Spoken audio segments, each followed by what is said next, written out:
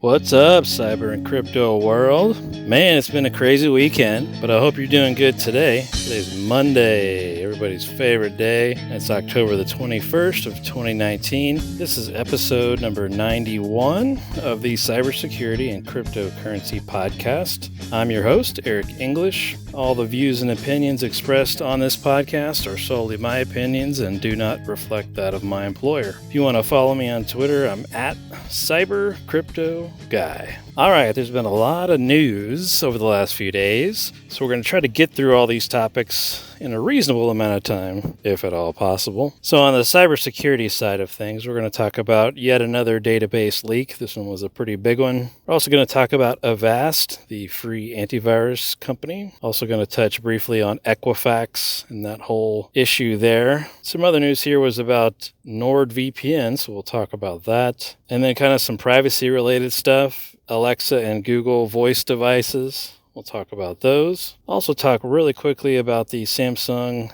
Galaxy S10 fingerprint reader. We'll also touch on insider attacks and a new privacy bill that's being proposed. Also going to talk a little bit as well about Deep Instinct again and some of the things I've learned about deep learning. On the cryptocurrency side of things, we're going to talk about the new HTC Exodus phone. Also going to talk about Zcash. Libra is, of course, always on the list, it seems like. We'll also touch on Bitcoin Lightning attacks. We'll also talk about the Bitcoin halving coming up again. We'll also talk about some executives that were charged for a Ponzi scheme. And then last but not least, we'll talk about an airport that was riddled with Bitcoin mining malware. So that's a bunch of topics to get to today, so we'll see if we can jump through these as quick as possible. So before we get into any of those news-related topics, I did want to briefly talk about, and if you haven't heard the podcast since the beginning, then you may not know why the heck I put cybersecurity and crypto in the same podcast. So my logic there was, yes, I'm, of course, very passionate about both. And I work in the cybersecurity industry, and I'm a wannabe crypto trader. But also, too, there's so much crossover between hacks that happen and also with cryptocurrency. You can think of mining malware that's out there. You can think of all the crypto exchanges that get hacked. A lot of things like that are still very much cybersecurity related. So that's kind of why I put this whole thing together, and I wanted to talk about both topics because they seem to cross over very much. So anyway, I just wanted to give some context there for folks that haven't listened since the beginning. All right, let's dive right in here. So Deep Instinct, I've been learning more about deep learning. Deep Instinct, again, is the company that I talked about, I think last podcast episode. They're doing deep learning and neural networks to detect malware. Pretty cool stuff. Everything I've read about deep learning, I had no idea what deep learning was prior to this. And the more I read about it, the better it sounds. And essentially, in a nutshell, of everything I've read about deep learning is essentially the next evolution of AI and machine learning. So typical AI and machine learning is just, we're still telling it, hey, look for these things, and the AI is going out there and looking for exactly what we tell it to look for. But at least we're not going out there and looking for it, right? But the neural networks is really the game changer here. You're training whatever it is like a brain, and that's what's really cool. So I saw some articles about, you could use the same type of technology for chat bots online. Apparently Google has a bunch of these neural networks that they've worked on that run a lot of their services. So it's certainly cool to see an antivirus company coming out and doing the same thing with some technology that appears to be far superior to current AI and machine learning. So kudos to the guys at Deep Instinct. So far I've been really impressed with them. We're starting a POC with them here in the next couple of weeks, so I'll be running it through the gamut of all kinds of malware that I can possibly find, and we'll see what happens from there, and I'll, of course, report back on it once that's done. But so far, it's been pretty awesome just learning about deep learning as well. I'd never even thought of that or even seen that topic brought up or seen that technology brought up at all, so it's been really cool to learn how that all works. All right, aside from that, let's dive into some of these news articles here. So if you've ever heard of the company called AutoClerk, they are essentially a company that helps people essentially rent a car or register for a hotel room, whatever it is, right? I mean, it could be a myriad of things. Primarily, though, I believe it's reservations reservations for hotel rooms. So this service manages, the bookings, the revenue, loyalty programs, payment information, all kinds of fun stuff like that, right? Well, guess what? There was an open database that exposed quite a bit of information, including U.S. military personnel and officials from the government. So this is a pretty nasty leak here. And guess what type of database it was? Everybody with me now. Elasticsearch. Yay! Man, can we not configure these things right? So yet another one of these out there on the web, unprotected, yet again, leaking all kinds of information. And now you're even including, military and government officials in there. Oh man, it's a big one. So the huge risk that they're saying here in the article is they're talking about the U.S. government and military stuff that was leaked. And they're basically saying there's a significant amount of sensitive employee and military personnel data that could now be out there in the wild. And that could give some insight to the operations and activities of the U.S. government and the military, which of course could then in turn pose some national security implications for the United States. So that is pretty wild. The company that found this is called VPN Mentor, and the total amount of data was 179 gigabytes of data. They still haven't said how many people were affected by this, and I don't know if they will, but the article right now does not list the amount of people. But you can imagine with 179 gigs worth of data, there's quite a few in there, I would think. So yet again,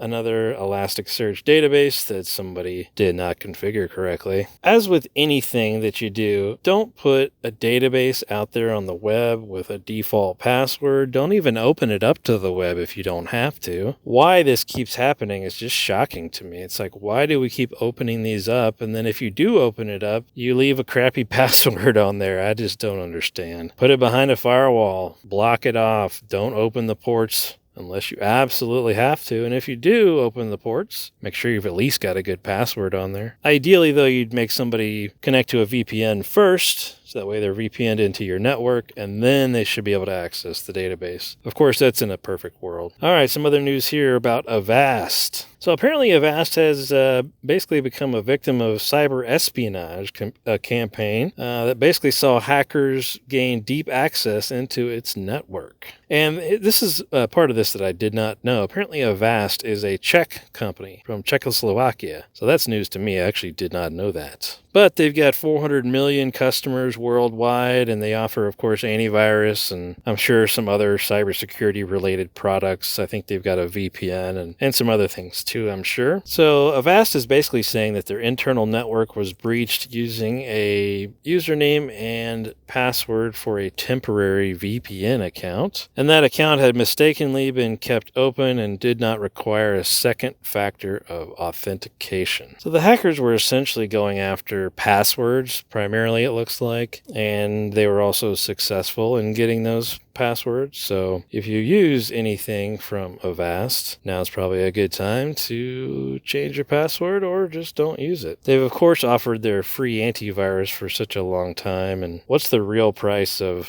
free antivirus? Well, now you're kind of seeing some of that, right? All right, some other news here. Equifax, just real briefly, I thought this was funny. Equifax, of course, we all know the massive hack that happened with them. They created a portal, of course, to get people to go to that portal and check if they were affected, all those good things. However, they used a default admin password to secure that portal. And this is all detailed out in a lawsuit. I'm shocked that these things still happen with these default accounts. And Equifax is no exception there. They're a massive company, but even they make mistakes like this with default credentials out there on a publicly facing website. All those things of which are really easily preventable if you have any sort of QA or any sort of checks and balances, you would think. But who knows if Equifax has those things? I certainly don't know. But anyway, I thought that was just funny more than anything, and that's coming out in the big fat lawsuit against them. So we'll see how that all ends up, I think a couple of months ago, you could go to that same site, and if you wanted to sign up for credit monitoring, you could for free, or you could opt to take a $120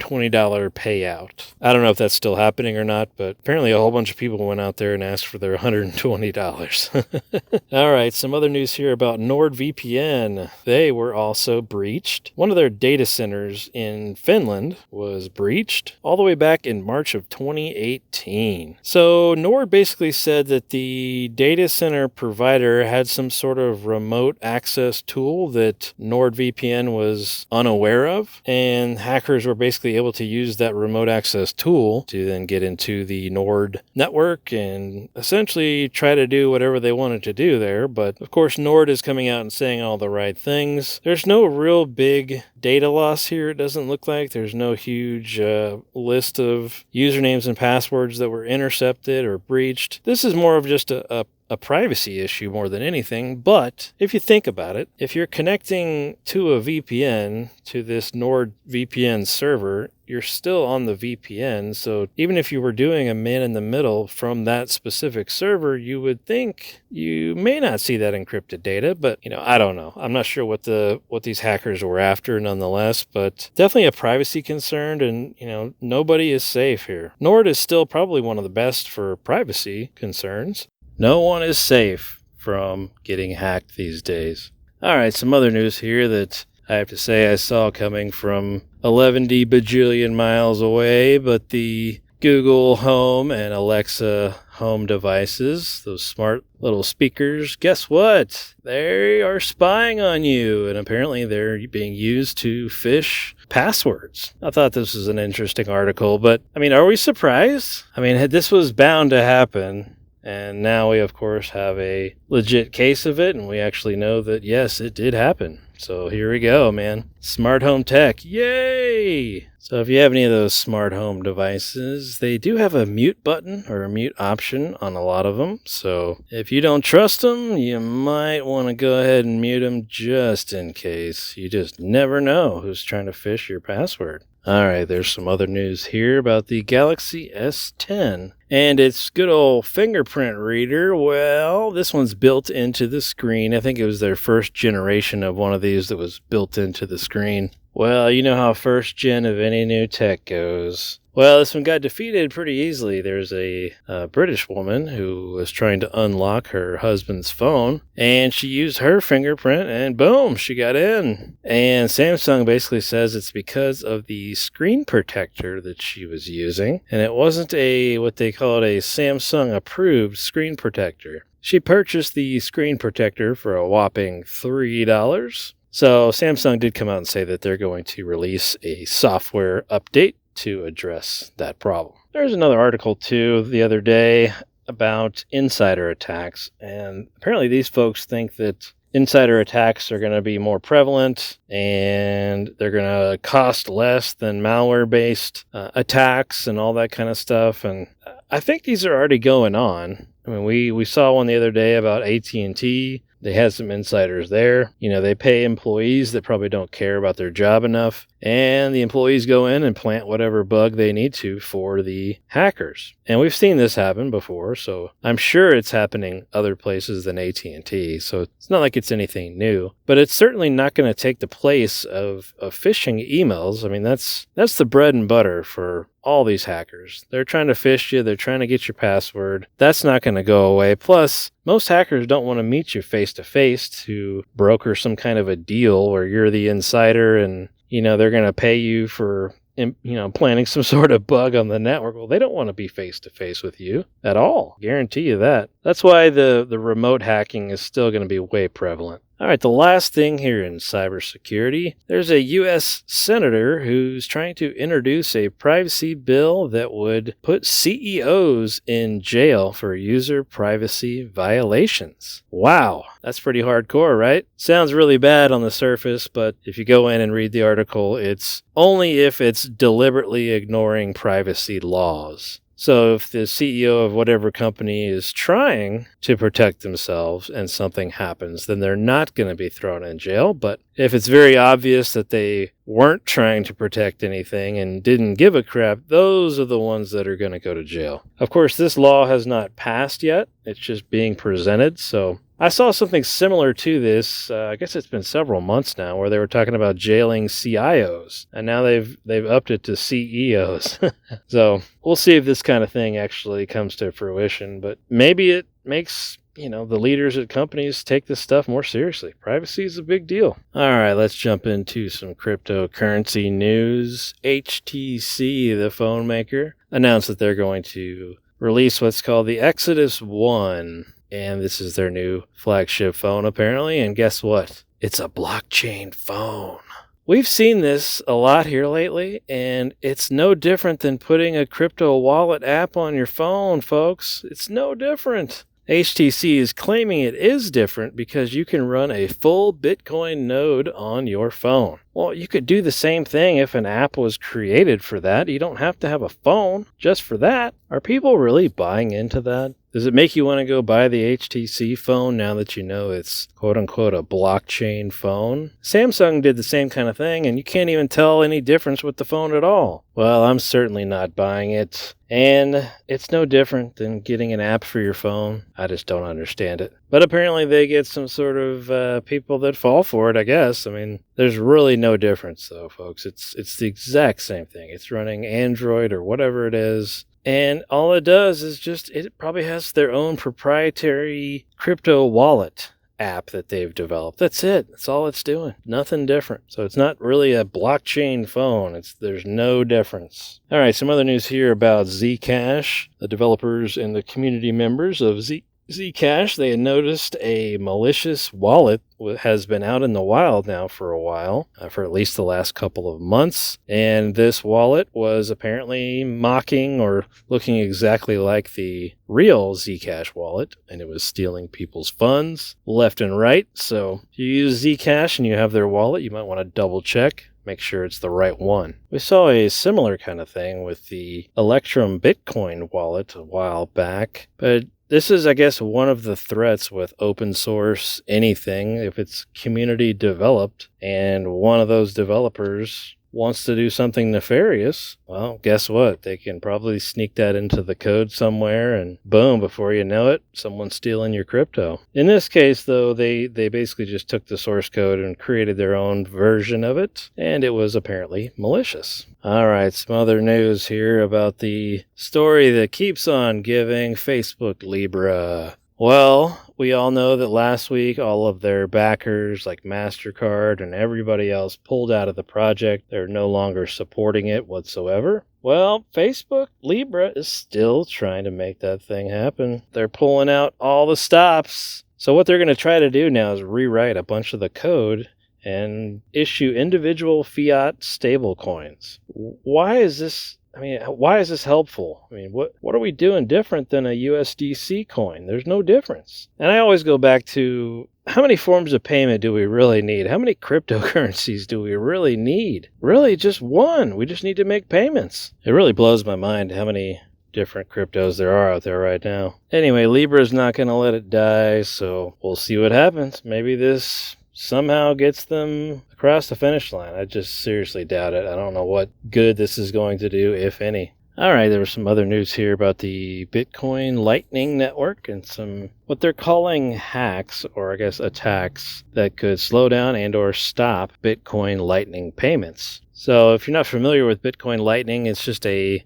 basically sits on top of the Bitcoin blockchain, and it makes payments a bajillion times faster than current Bitcoin is. Bitcoin right now, as you know, you send some and you'll see it initially, but it doesn't actually fully get confirmed until about half an hour later sometimes. So the Bitcoin Lightning Network is still very young. It basically just came out, I think, earlier this year, so it's got a long ways to go as far as security goes. And we've seen similar types of attacks like this, where it's like a denial of service type of attack on the Bitcoin network itself and many other cryptocurrencies too. We've also seen things like the 51% attack, all kinds of stuff like that. So It's just kind of growing pains, I think, for the Bitcoin Lightning folks. But definitely keep an eye on that and be a little careful if you're going to use it. All right, I see all these articles here lately about the Bitcoin halving that's coming up in 2020, and damn near everybody is saying that the price is just going to go through the roof after this happens. I'm no trading expert and certainly don't take my trading advice, but this many people coming out and saying that it's going to be great for Bitcoin, I have no idea if that'll actually happen. Nobody really does, right? But if this many people are coming out and saying this, really makes me think twice. Makes me wonder, can that many crypto traders be wrong? Makes you think, doesn't it? Saw this article too today about a Ponzi scheme,